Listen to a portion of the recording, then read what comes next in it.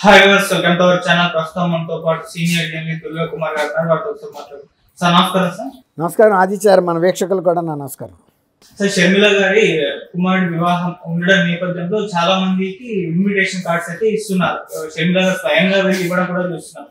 చంద్రబాబు గారికి ఇచ్చారు, రేవంత్ రెడ్డి గారికి ఇచ్చారు, అయితే జగన్ గారికి కూడా ఇచ్చారు అని వార్తలు అయితే వస్తున్నాయి. కాకపోతే చంద్రబాబు గారి రేవంత్ రెడ్డి గారికి ఇచ్చిన ఫోటో బయటకు వచ్చింది, అండ్ జగన్మోహన్ రెడ్డి గారికి ఇచ్చిన ఫోటో అయితే ఎక్కడ బయటకు రాలేదు. కేవలం ఇచ్చారు, ఇన్విటేషన్ పంపించారు అన్న వార్త మాత్రం వస్తుంది.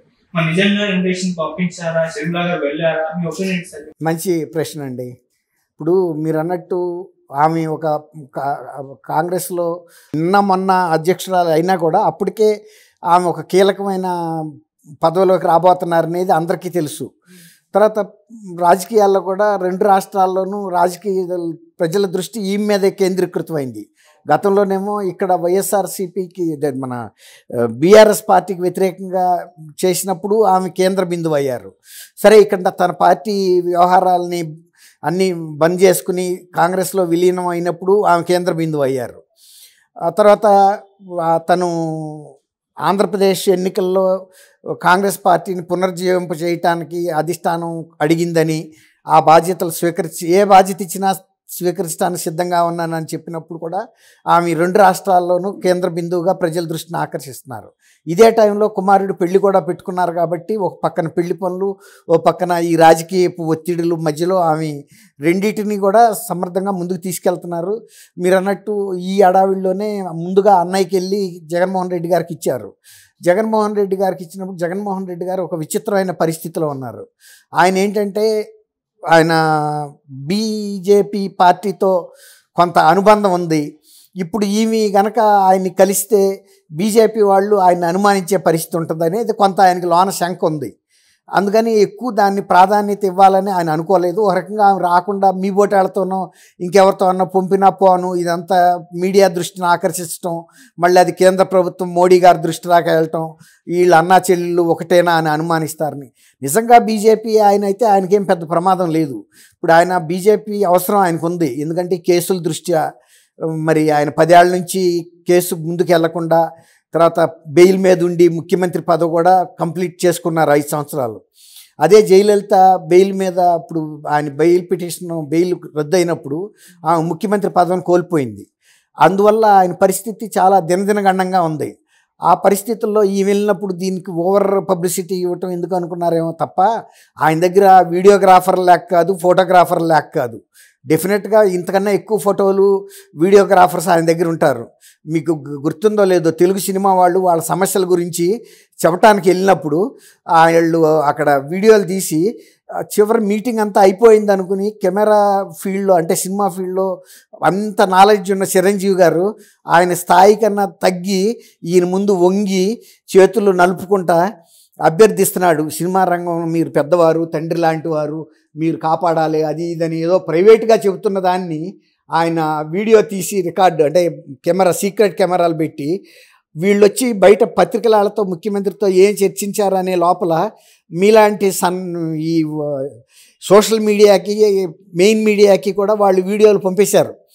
వాళ్ళు అక్కడ ముఖ్యమంత్రి గారు మెయిన్ గేట్ దాటలా, కానీ ఈ చిరంజీవి గారు ఆయన్ని వేడుకుంటున్నట్టుగా ఉన్న వీడియోని రెండు రాష్ట్రాల ప్రజలు చూసి నివ్వెరపోయారు. అరే, చిరంజీవి గారు లాంటి పెద్ద హీరో జగన్మోహన్ రెడ్డి గారి ముందు ఇంత సాగిలి పట్టం ఏంటని.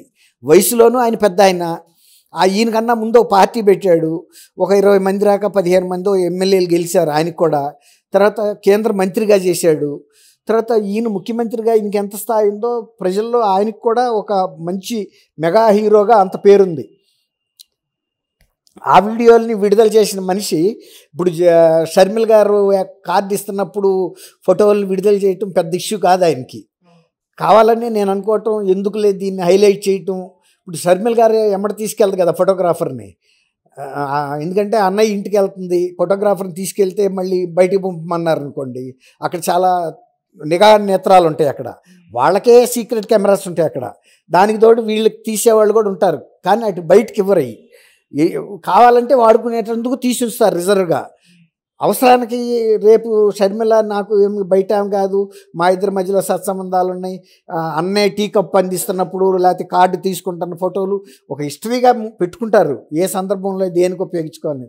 మొన్న చిరంజీవి గారు గనక అప్పుడు ఆయన దగ్గరికి వెళ్ళినప్పుడు, ఆఫ్టర్ ఆల్ చిరంజీవి పెద్ద మెగా హీరో కావచ్చు, నా ముందు ఈ స్థాయిలో మాట్లాడాడని ఆయన ఇమేజ్ని కొంచెం డౌన్ టోన్ చేసేయడానికి ఉపయోగించారు. అట్లా రాజకీయాల్లో ఎన్ని మామూలే. ఇప్పుడు జగన్మోహన్ రెడ్డి గారు కూడా అనేక సార్లు ప్రధానమంత్రి గారికి పాదాభివందనం చేయడానికి పదే పదే ప్రయత్నించడం మనం చూసాం. ఇప్పుడు అది ఆయన కెమెరాలు కాదు కాబట్టి బయట కెమెరాలు కదా, అవి యాజ్ ఇట్ ఈజ్ ఎడిట్ లేకుండానే మెయిన్ మీడియాలో అనేక సార్లు వచ్చినాయి. ఆయన పదే పదే వంగటం, ఈయనేం వారించడం, ఎవరు ప్రధానమంత్రి గారు మెట్లు ఎక్కుతా ఉండగా ఒకసారి మన ముఖ్యమంత్రి గారు ప్రధానమంత్రి గారిని జస్ట్ మోచేతి మీద గీకేటప్పటికి సెక్యూరిటీ వాళ్ళు వచ్చి ఈయన వెనక్కి లాగేశారు. అవన్నీ మనం మీడియాలో చూసాం. ఇప్పుడు అట్లాగే వాళ్ళ ఇళ్లలో కూడా జరిగే ప్రతి కార్యక్రమం రికార్డు అవుతుంది, అవదని కాదండి. కాకపోతే విడుదల చేసి మళ్ళీ అవన్నీ కటింగులు బీజేపీ వాళ్ళు అక్కడ పంపించుకోవటం ఇవన్నీ అవుతాయి, ఎందుకు దీనికి ప్రచారం అనే తప్ప నేను అనుకోవటం. అంతేగాని ఆయనకి ఇచ్చిన మాట అయితే వాస్తవమే. ఆమె మీరు అనుకున్నట్టు లోనకి వెళ్ళి కార్డు అక్కడ పడేసో లేకపోతే ఎవరికో ఇచ్చి అయితే రాదు కదండి. ఇవ్వదలుచుకుంటే అసలు లోనకి ఎంట్రీ లేదంటే సెక్యూరిటీ గార్డుకి ఇస్తానని కూడా ఆమె మానసికంగా సిద్ధపడి వెళ్ళారు. లోనకి రానివ్వని పక్షంలో కొంతమంది మీడియాలో కూడా కొన్ని డౌట్స్ వచ్చినాయి, అసలు ఈ షర్మిల గారిని తాడేపల్లి ప్యాలెస్లోకి రానివ్వరు అంటున్నారని. రానివ్వకపోయినప్పుడు ప్రజలే చూస్తారు కదా మీడియాలో, అక్కడ రాక వెళ్ళి ఇద్దాం అనుకుంటే వెళ్ళనిచ్చారు కాబట్టి లోన ఈవీ కెమెరాలు ఉండవు కాబట్టి మీరు అన్నట్టు బయటికి తెలియలేదు. ఇవన్నీ ఇప్పుడు చంద్రబాబు గారు ఉన్నారు, ఆయన దాన్ని పారదర్శకంగా ఉంటుంది. ఏ పార్టీ ప్రతినిధి వచ్చినా, బీజేపీ ప్రతినిధి వచ్చినా కూడా ఆయన ఫోటోలు రిలీజ్ చేస్తాడు. అదేం రహస్యంగా ఏం మాట్లాడేది ఏముంటుందండి, వచ్చాడు ఏదో ఒక మెసేజ్ ప్రైమ్ మినిస్టర్ నుంచో లేకపోతే కర్టిసీగా కాల్గా వస్తారు, తీసుకుంటారు, ఏమో తప్పేం లేదు. అట్లాగే ఇప్పుడు ఈయనున్నారు కేసీఆర్ గారు, మొన్న ఆయన దెబ్బ తగిలి పడ్డారు, రేవంత్ రెడ్డికి వెళ్ళారు, ఆ ఫోటోలు వచ్చినాయి. అట్లాగే ప్రతిపక్ష పార్టీ చంద్రబాబు గారు వెళ్ళారు. ఇక్కడ పార్టీల విభేదాలు ఏముంటాయి, ఎవరైనా కూడా అట్లాంటి సిచ్యువేషన్ని పలకరించడానికి వెళ్తారు, ఏ పార్టీ అయిన విభేదాలు పెట్టుకోరు కక్షలు. కానీ అట్లా మీరు అనే ప్రశ్న చాలామందిలో కూడా ఆ డౌట్ ఉంది, ఎందుకు రాలేదు అనేది. సహజంగా ఆ ఇంట్లో తాడేపల్లి ప్యాలెస్లో ఏ చిన్న సంఘటన వచ్చినా ఎవరన్నా వచ్చి ముఖ్యమంత్రి గారికి ఏదైనా కలిసిన సందర్భాల్లో విడుదల చేసేవాళ్ళు. ఒక్క షర్మిల గారి విషయంలోనే మీరు అన్నట్టు కొద్దిగా ఇది జరిగింది. నా వ్యక్తిగతంగా అయితే మాత్రం చేతికి ఇచ్చారని భావిస్తున్నా, లోనికి వెళ్ళారు కాబట్టి.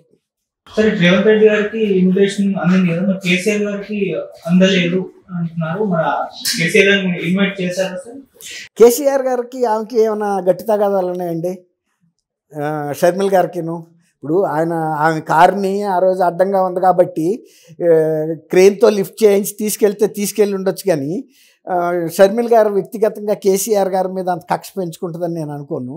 కేసీఆర్ గారు కానీ కేటీఆర్ గారు కానీ ఆమె తప్పకుండా అందించే ఉంటారు.